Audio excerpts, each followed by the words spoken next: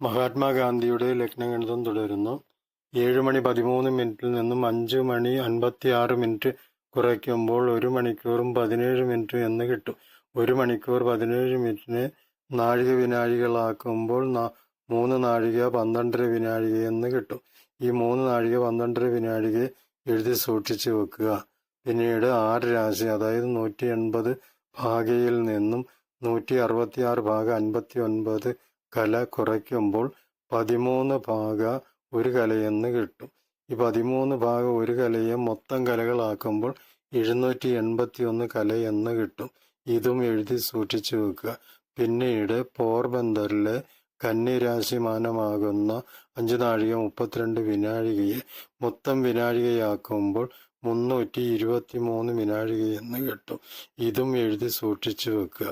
പിന്നീട് 781-നെ 323 കൊണ്ട് ഗുണിച്ച് 1800 കൊണ്ട് ഹരിക്കുമ്പോൾ 140 എന്ന് കിട്ടും.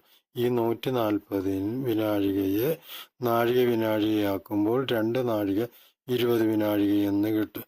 3 നാഴിക 12 വിനാഴികയിൽ നിന്നും 2 നാഴിക 20 വിനാഴിക കുറയ്ക്കുമ്പോൾ 52 വിനാഴിക എന്ന് കിട്ടും. ഈ 52 വിനാഴികയെ എഴുതി സൂക്ഷിച്ചു വെക്കുക. പിന്നീട് തുലാം രാശിമാനമാകുന്ന 5 നാഴിക 32 വിനാഴികയെ മൊത്തം വിനാഴികയാക്കുമ്പോൾ 332 വിനാഴിക എന്ന് കിട്ടും. ഇതും എഴുതി സൂക്ഷിച്ചു വെക്കുക. പിന്നീട് 52-യെ 1800 കൊണ്ട് ഗുണിച്ച് 332 കൊണ്ട് ഹരിക്കുമ്പോൾ 285 കലയെന്ന് കിട്ടും.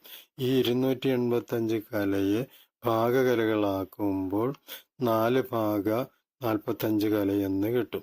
അതായത് 7 മണി 13 മിനിറ്റിന് തുലാലഗ്നത്തിൽ 4 ഭാഗ 45 കല നിരായന ലഗ്നത്തിൽ ചെന്നു എന്ന് അറിയുക.